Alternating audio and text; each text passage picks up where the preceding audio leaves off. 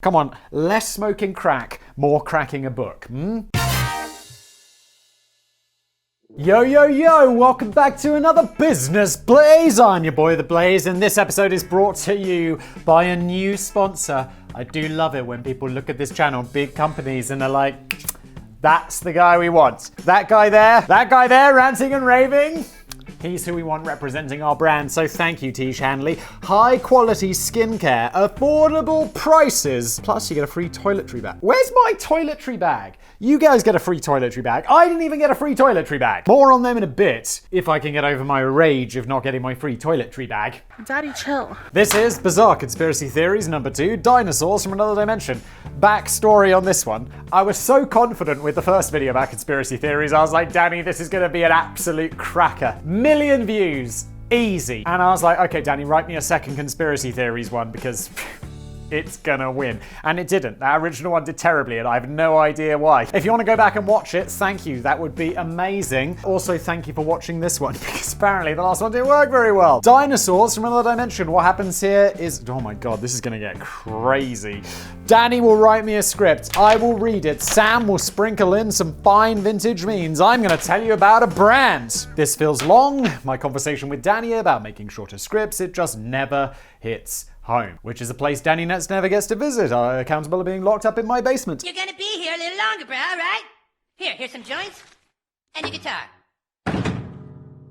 The oldest living person in the world today is the Japanese former noodle store owner Kane Tanaka, who is still going strong at the ripe old age of 118. She apparently... I was like, your name's Kane. I was like, it's gotta be a dude. But it's Japan, they have different names. It could also be Kanye. She apparently puts her longevity down to family, sleep, hope, eating good food, and practicing maths, which is promising news for me, as I have the first two things going on in my life. Danny, did you just... I gotta go back. The first two things are family and sleep. The third thing is hope. But this makes me ponder over the thought that as Kane was born in the year 1903, there's no 1800 survivors. Everyone who was alive in the 19th century is now dead. As we will all be one day, except for me. I'm going to get myself cryogenically frozen, as we've discussed before at length. As she was born in 1903, there is nobody left alive on Earth who can declare with the absolute conviction of memory and experience that anything existed before then. Yeah, that's how we do history. I mean, I'm assuming that it did.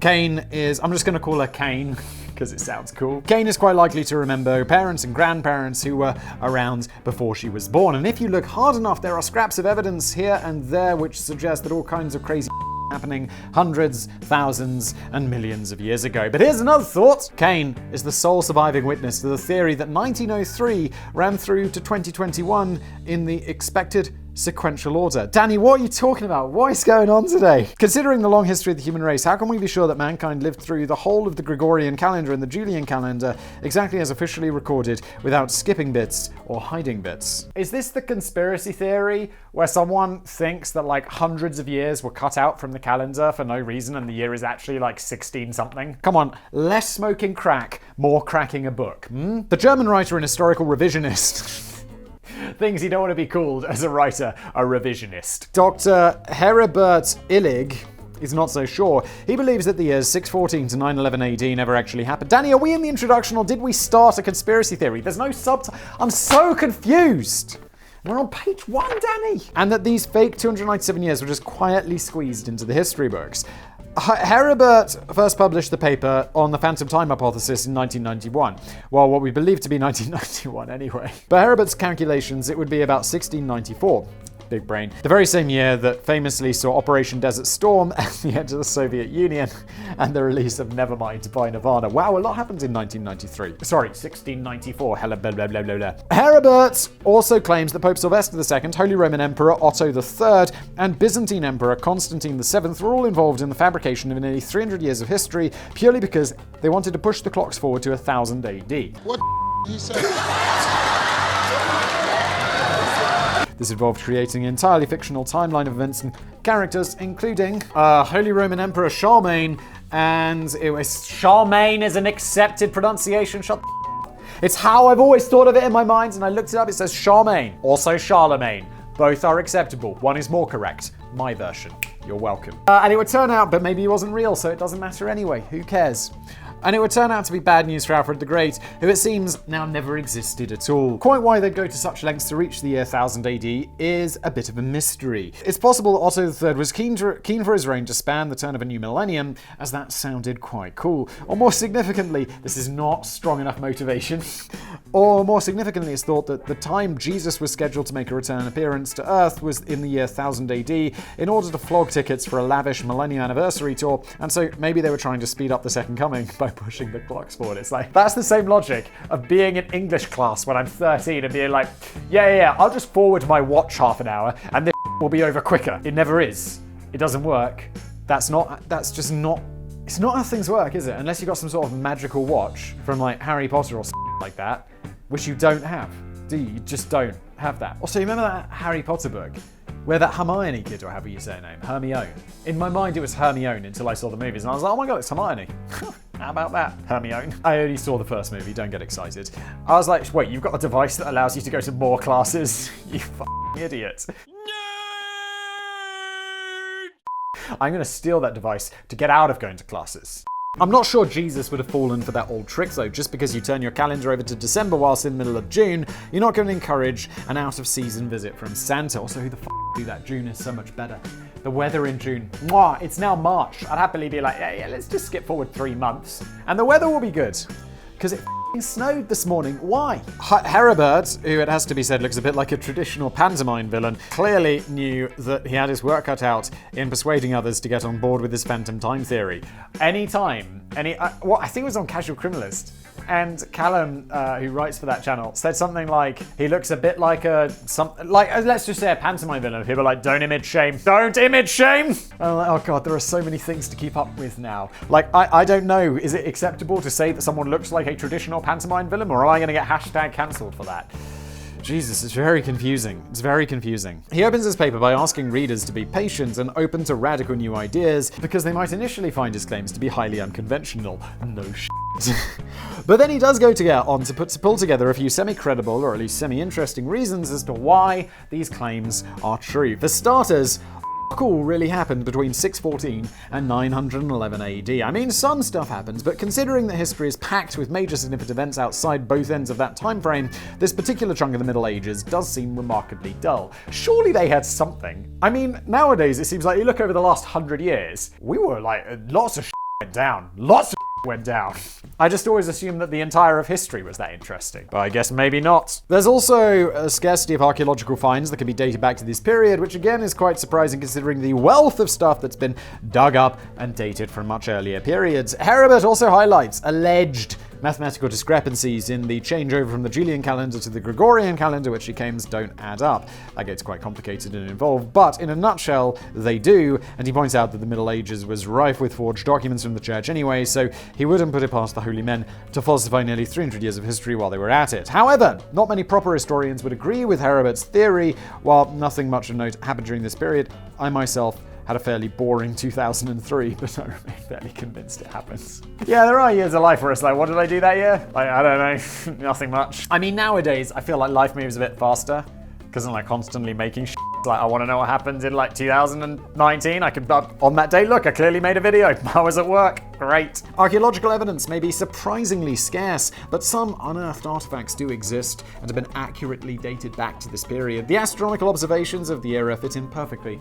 with what we know today, too. Dude, this sounds just like, I mean, yeah, okay, so there's some stuff being like, it was a bit boring. But I mean, someone's like, yeah, the stars were there, and it all lines up, and the calendars actually match. Aren't you just being like, well, I guess peer review, shut me down. Done. Moving on, like an intelligent, rational person. If this turned out to be extremely compelling and there's all of this evidence for it and, nothing against it, and all the other historians were like, yeah, seems legit, I'm not going to hold on to the idea that all of this stuff did actually happen when it was just made up. It's just going to be on the weight of the evidence, isn't it? Which seems to have fallen far outside of your theory, mate. And it would have made sense to the rest of the world to buy into the conspiracy, filling up their own history books with fictional leaders and events like, say, the rise and spread of Islam, particularly when there was no compelling motivation to begin with. Why would you like it? Well, Jesus is going to come back and it'd be cool. It's not a good enough reason. If I were making up my own conspiracy theory, I think I'd be more inclined to go with the idea that there was a secret, unrecorded chunk of history which got completely brushed under the carpet because it was so bloody awful that everyone decided to turn the clocks back a few hundred years and pretend that it never happened. That would be cooler and more interesting. shocking. But I'm sure there are other deranged minds who can come up with even balmier theories than that. So here's an additional helping of wacky but relatively harmless conspiracy theories in what I hope will go down in history as one of the most memorable Business Blaze videos of 1724. This is going to be confusing for future historians, and once you know this channel has been archived by the Library of Congress, I want to say. What's that big one where they take all the books and digital media in America? If it's really notable, which obviously this will be at some point. Obviously. A large Hadron Collider opened the gateway to hell. Back in what we assume to be 2008. Danny, stop it. It was 2008. No one is crazy like Halliburton or whatever his name was. The European Organization for Nuclear Research, more commonly known as CERN, finally finished building the mighty machine that would help blow up the universe. I'm always amazed by how, I remember that shit opening. It doesn't feel like that was 13 years ago. Jesus. Sitting deep, that was when I graduated university. Oh my god, I'm so old. Sitting deep in a tunnel near the borders of France and Switzerland, the largest machine in the world was given the slightly disappointing name of the Large Hadron Collider, when something like Megafuckatron would have been a bit more imaginative and exciting. I petition to rename CERN the Megafuckatron. I think we can do it, guys. Change.org. Also, speaking of being old, I was clearing out the kitchen this weekend. I mean, because that's an activity for old people. And I find these 2 candles in the drawer that say 32. And I'm like, why do we have these 2 candles? My kid is like, not going to be 2 until later in the year. And why did you get the 3? You're getting ahead of yourself, wife. And she's like, oh yeah, no, those were for your birthday last year. But it turns out you were 33. Which is weird because she's a year younger than me, so she should definitely... I mean, it's not that hard to track. The collaboration between 10,000 scientists and hundreds of universities and laboratories scattered across 100 countries was actually designed to further our knowledge of atomic particles by smashing them all together at close to the speed of light. And this, of course, led to the long-awaited proof in 2012 of the existence of the Higgs boson, or the God particle, which has been a crucial development in our understanding of physical matter. It's also been suggested that what CERN was really trying to do is summon God. Oh, good lord. What are we talking about? This makes the phantom time hypothesis be positively reasonable. And not even one of the nicer ones. Depending on who you ask, they're either trying to summon the Celtic horned god of the underworld, Cernunnos, or the ominously named deity of Hinduism, Shiva the Destroyer. Or if you ask Simon, they're trying to summon Harry Potter, another fictional character that you probably shouldn't believe in. And there are several clues that CERN carelessly left lying about for people to uncover. For example, they shamelessly put a giant statue of Shiva outside the center and named the entire organization after the first 2 letters of Cernunnos. Even the logo of the organization looks a bit like a 666, the number of the beast. Oh my god. All of these things are what we describe as reading too much into it, and coincidence. And have you been smoking too much crack instead of cracking books again? Don't do that. In their defense, CERN claims that the statue was a gift from India. Claims! Who believes that? Liars. Which is meant to represent life force, and the logo is meant to represent particle accelerators, while the name is the initials of the French pronunciation of the organization, Conseil Européen pour la Recherche Nucléaire, rather than a research to a shaggy-haired lord of the forest. Other out there theories include the assertion that the Hadron Collider was responsible for a string of natural disasters, including the Nepal earthquake of 2015. It wasn't! Stop it! And the chain of unexpected delays and setbacks that hampered the development of the machine throughout the noughties were actually the work of a time traveler who had been sent back in time to sabotage the machine in a bid to save the future. Well, they got the machine up and running, and, well, maybe the future is who knows, it's the future. Well, so far, 13 years in, we're doing okay. Are we, though? Shut down, CERN! Shut it down! Daddy, chill. But by far the most intriguing theory is that the discovery of the Higgs boson in 2012 would immediately have led to the end of the world, as we all got sucked into a black hole which would accidentally be created by the discovery. I remember that. I remember being like, please. So far, so good. Weirdly, this theory still persists today. It's been 13 years. How many black holes have you been sucked into? None. The idea is that the world really did end in 2012, it's just that we haven't realized it yet. It's believed by some that our consciousness shifted into an alternate reality or dimension in which some parts of history happen slightly differently, and this spawned the Mandela effect that we touched upon in the last video of bizarre theories. Maybe. Because these don't publish in order, because there's many reasons why they don't publish in order. Like, I did a video and mentioned a cauliflower steak, and people were like, what are you talking about? What's a cauliflower steak? Stop referencing cauliflower steak. And then the next video was the original reference to the cauliflower steak. People were like, I see. Nelson Mandela may have died in 2013 in this reality, but some people remember that he died in prison in the 1980s in the previous pre-Hadron reality. That's not. No. Hilariously, some people claim this is why Donald Trump often appeared to misremember certain events in history. When he talked about the terrorist attacks in Sweden that never happened, or his vivid memory of TV news footage of thousands of Muslims in New Jersey celebrating in the streets in the wake of 9/11, he's actually remembering events from the world that he used to live in before the Hadron Collider led us all through a portal into hell. It's as good a reason as any. No, it's not. He's just misremembering. Human memory is fucking terrible. Like, we've discussed this before. There's that famous experiment that I'm sure I'm going to butcher, but like a scientist, he shows a bunch of people a picture and he asks them to describe the picture and remember as much as they can about the picture, a photograph. And every year he gets them together and he asks them, describe the photograph to me. It's in a sealed envelope, just describe it to me. 25 years go by or whatever, and they open, every year this happens, and 25 years later the scientist opens the envelope and he shows the participant the picture, and they are convinced that the picture has been changed, because every time they remember it, they're altering it very slightly, and over 25 years, it becomes a totally different picture, and they're convinced that the picture has changed, because human memory is terrible. And I imagine Donald Trump's is particularly bad. Although mankind failed in its bid to stop the construction of this fiendish world-destroying machine via flimsy lawsuits and protests, we could possibly have learned a thing or two from weasels. While the human race was pissing about with court cases, a brave weasel snuck into the Hadron Collider in 2016 and started chewing through the wires in the electrical transformers, causing a temporary power outage.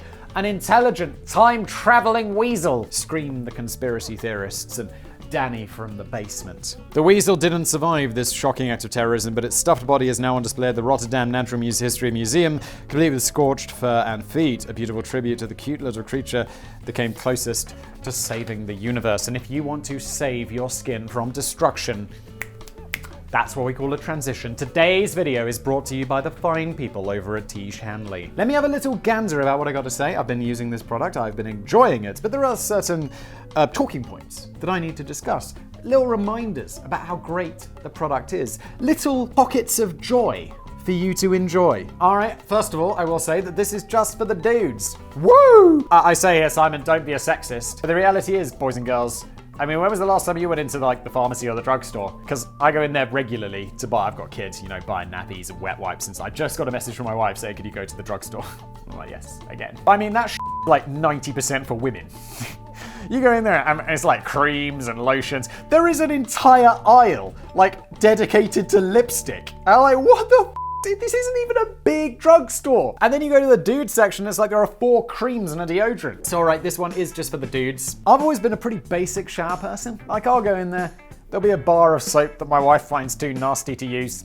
I'll just rub that soap on myself. I'll rub it on my face. I'll rub it on my head. I don't have any hair, so I don't have to worry about shampoo. The most exotic I get in the shower is my wife has a whole bunch of things, and I'm like, exfoliating chamomile weird. I'm gonna rub that all over my body and face and see what happens. It depends how bored I am, to be honest. And honestly, I've never really thought that much about skincare. It's never really something that has come up a great deal in my life other than using my wife's random But Tiege Hanley, they were like, Simon, do you want to try our skincare system? And I was like, that sounds fancy. I like fancy things. Let me try it, Tiege, if that is your real name. All right. And they sent me this box, which looks a bit rough because I took it home in my bag and then I took it back to work. So it doesn't look so roughed up when it arrives. What is going on in here is there's a whole bunch of stuff. And you know, skincare system makes it sound pretty fancy, but it's actually extremely simple. You have these different washes and creams. This is the daily wash. That's the one, surprise, surprise, you use daily. By the way, they have little instructions on the back, so you can be like, oh, okay.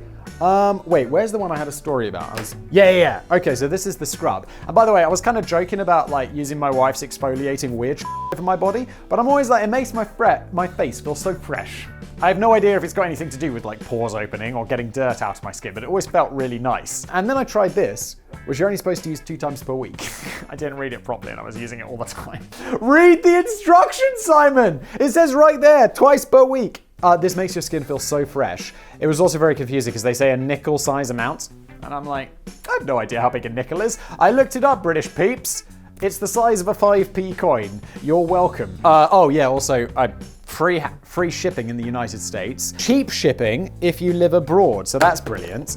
What else do they have in here? Oh yeah, this one, the Super Serum. This is part, you can, when you go online, it gives you like options of what like sort of skincare you want. And I was like, they're like, do you want the Super Serum? And I'm like, what Super Serum? It's like, if you're getting a bit old. And I'm like, yeah, go on, then I could probably use that. So you squirt out like half a little squirt and put that on your face. It's got instructions and stuff on there. So I don't need to explain to you how to use it. But it's like, if you think, oh yeah, I'd prefer not to get elderly. I mean, no, we're all gonna get old and die unless you freeze yourself. Why not make yourself, maintain that youthful visage for as long as possible with Tiege Hanley. Okay, let me see. I've got some things that I have to say. I told a personal story. Stealing my wife's exfoliation stuff. Oh yeah, I chose a system. Boom. Oh yeah, okay. So it's a monthly box, which is extremely convenient because I told you my story about going to the drugstore, 80% women. No one likes that. They ship it to your door. It's the perfect amount for a month, depending on the package you choose. There's also, like if you've got acne or something, you could choose the acne box. If you're old, you choose the old person's box. Or like don't want to get old person's box. The vanity box, as I like to call it. That's what I chose. Or the young and youthful person's box. Like that sweet spot between about like, 20 something? Like spots for me went away largely before university, thankfully. But when is that like skin sweet spot for most people? Let's say like 20 to like 30 something. Because now I'm like, that was like the sweet spot. And now it's like, well, I don't get spots anymore. I just get aged. Oh, so if you get, you can buy the items individually if you want, but you'll save 25% if you sign up for the box. So do that. Also, you get the free toiletry bag, which allegedly is dope, but I wouldn't know, Tiege, because you didn't send me one. All right?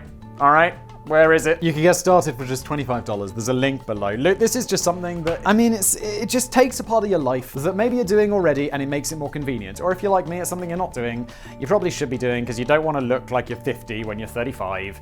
And there's a link below. Just try it out. Why not? Thank you for supporting the Blaze, Tiege Hanley.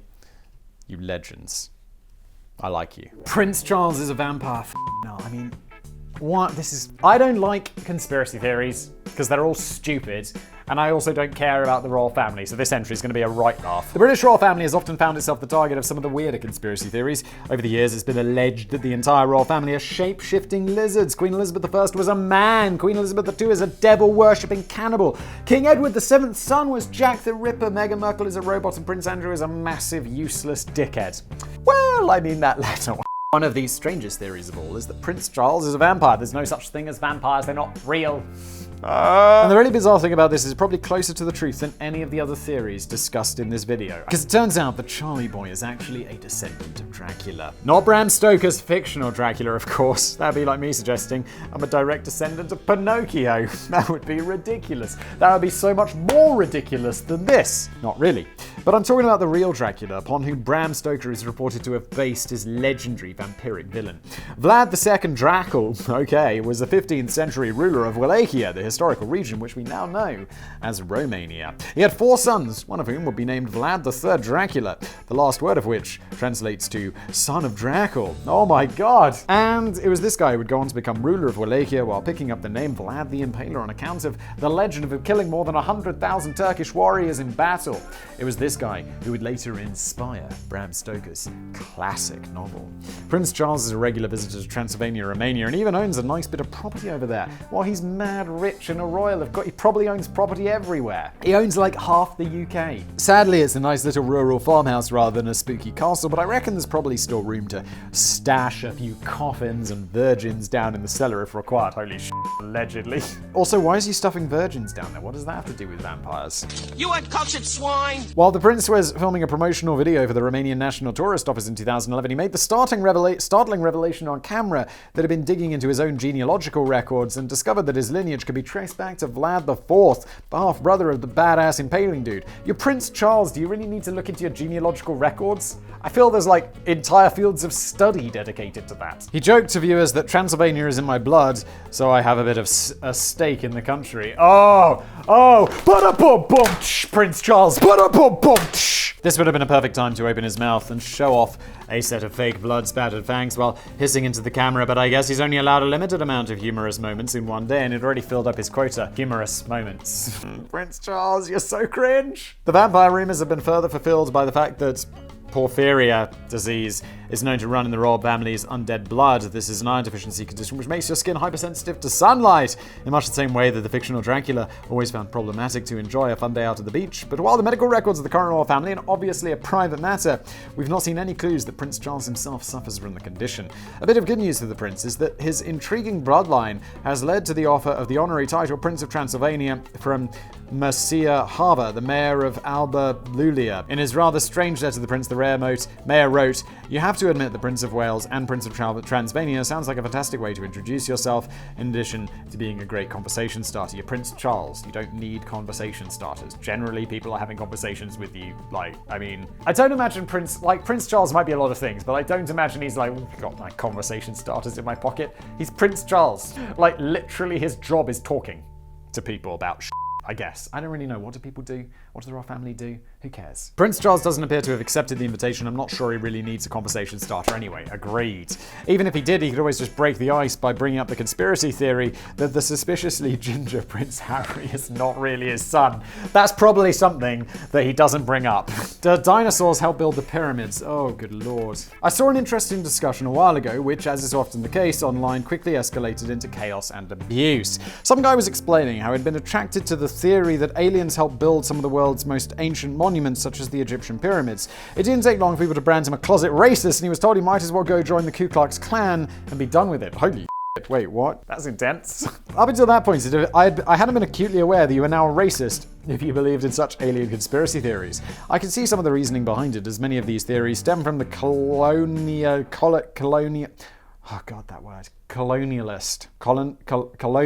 mindset. You did it. You crazy son of a bitch, you did. The dark-skinned people from the ancient world, say Egyptians and Mayans and Incans, could never have been clever enough to build something that Europeans would have knocked up over a wet weekend. I don't think that one thing necessarily means the other there. And this does kind of take away the ownership of history from cultures that built them. But it seems a bit harsh to be branded a racist for believing in a theory involving aliens. I'm pretty sure that Stonehenge just attracts just as many extraterrestrial theories as the pyramids. It could just be the case that the theorists are considering that mankind was helped to create such epic monuments, and that they're not particularly thinking about race or skin color. The only ones doing so are the ones throwing up the racist torch. Yeah, I mean, maybe it's because I'm a racist, but I never really thought that the ancient aliens thing was a race issue. Clearly a very silly theory. Oh, just to be clear, I absolutely don't believe that the pyramids were built by aliens. Just to be clear. Obviously, we're capable of doing it because they were built by people. Why am I stating this? Why do I have to state this? Anyway, it's clearly a very silly theory, although there are many unanswered questions as to how exactly the pyramids were built by a civilization that hadn't got round to inventing the wheel or the pocket calculator. It seems a bit wild to just dismiss any notion that maybe they'd figured it out somehow and instead insist that they might have been helped by giant green men from outer space. It is insane. It's like, why don't we leap to the conclusion that they figured something out rather than now it was aliens? Besides, there's a much more sensible theory that doesn't involve aliens at all. The ancient Egyptians tamed dinosaurs to help them out with some of the heavy lifting. Oh boy, your understanding of history is weak, if you believe that. Although it's, so vastly wrong. Although people believe about, the dinosaurs and, is it 6,000 years old? What do the creationists believe? That the Earth was created 6,000 years ago. It's dinosaurs and humans. Didn't Sarah Palin, that politician who was running for president or whatever, didn't she believe that the dinosaurs and humans were alive at the same time? Didn't someone say that? Less smoking crack, more crack in a book, eh? Alright? Although it's more commonly believed that dinosaurs were wiped out 65 million years ago, a mad creationist guy, what a surprise, named Pastor Vince Fenech believed that some dinosaurs were still knocking around in 2500 BC, and the ancient Egyptians used them to transport heavy limestone blocks around. What year is this? It's the Viking Age. That explains the Laseraptor. And I said that the dinosaurs, they be the ones that build those pyramids. Quite alarmingly, Pastor Vince Fenech was actually the director of a Maltese school. Oh, he's from Malta. I thought he was he sounds so American, creationist, dinosaurs, humans, same time. I'm he's got to be from the South. He's got to be one of these TV crazy pastors. And then he's got to get into if you believe in this, you got to tithe. You got to just give me 10% of your money and I'm going to buy a jet. But apparently he's not, in which this kind of stuff is taught as fact, along with other bold concepts as the universe being created in 4004 BC. Yes. Okay. His proof of the latter point is that man landed on the moon in 1969, and everyone was expecting the landing module to sink deep into a layer of dust, but it turned out that the layer was only a couple of inches deep, proving that the universe is far younger than some people oh my god. I just feel like I'm getting stupider reading this today. In fact, nobody was expecting the landing module to sink into a deep layer of dust, as the lack of atmosphere and reduced gravity means that dust is weightless and never properly settles as it would on Earth. The good news is that the Accelerated Christian Academy was closed down in 2012. Oh no! Not because of sporting crazy theories, but because it didn't have a single student enrolled that year. He needs to get on TV and start recruiting. But going back to the dinosaur theory, you might be forgiven for assuming that Pastor Vince just has watched too many episodes of the Flintstones. But he isn't the only one who believes that dinosaurs were lent a helping hand or foot in the construction of the pyramids. And one surprising supporter of the theory is, oh god, who's it going to be? Please don't be someone I know or like. A respectable figure in the field of Egyptology even helped dig up some supporting evidence. In 2013, Professor Nabir Ibn al-Samud led a team of archaeologists from the University of Cairo in the unearthing of a number of stone tablets and papyri. I guess that's the plural of papyrus. Can't we just say papyruses? Nope. Ancient documents made of the pith of the papyrus plant, which seem to back up this theory. I'm genuine. This guy's a professor of something, and he seems to be like a real scientist. I'm very curious how this goes. The documents are the earliest examples of papyruses ever found, and nobody is doubting their authenticity. But the weird hieroglyphs appear to have been written by some of the men who helped put together the Great Pyramid of Giza, and they mention how the beastly creatures were hired on cheap labor in the absence of the crane. The papyruses, okay? Papyruses describe the creature as tamed beasts of enormous size who eat of the Nile's grass, whose tails, when lashed, could kill an army of men, and whose necks could reach the sky. What? That's crazy. Professor Nabir Ibn al-Samud reckons that they're probably talking about a species of Brontosaurus, albeit a species of Brontosaurus which would be about 65 million years out of time. Of course, what is the explanation for this? Of course, we still don't know for sure exactly how the pyramids were built, but we don't even know for certain if the Egyptians were using wheels or not. The very recent discovery in 2020 of an ancient map with a 20% incline and post holes running down the sides has led to speculation that they used a two-way pulley system to haul the 2.3 million blocks into position. And it's not clear why those uncovered documents mention beastly creatures unless the writers were having a bit of a laugh. I mean, it's not a Brontosaurus, okay, because there's no other evidence backing that up, is there?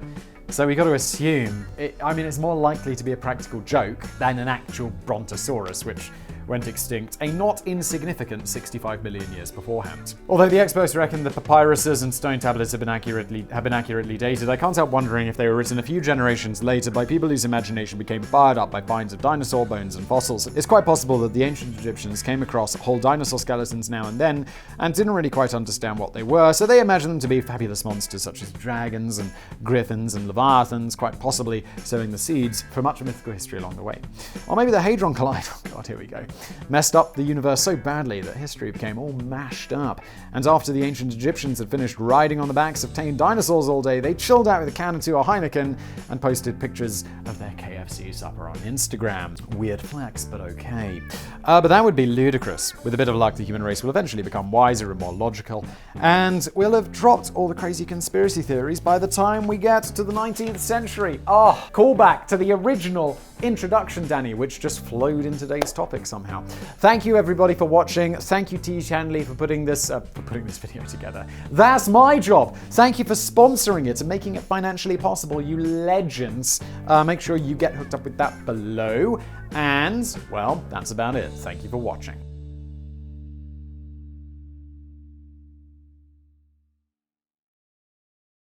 Shut down, son! Shut it down!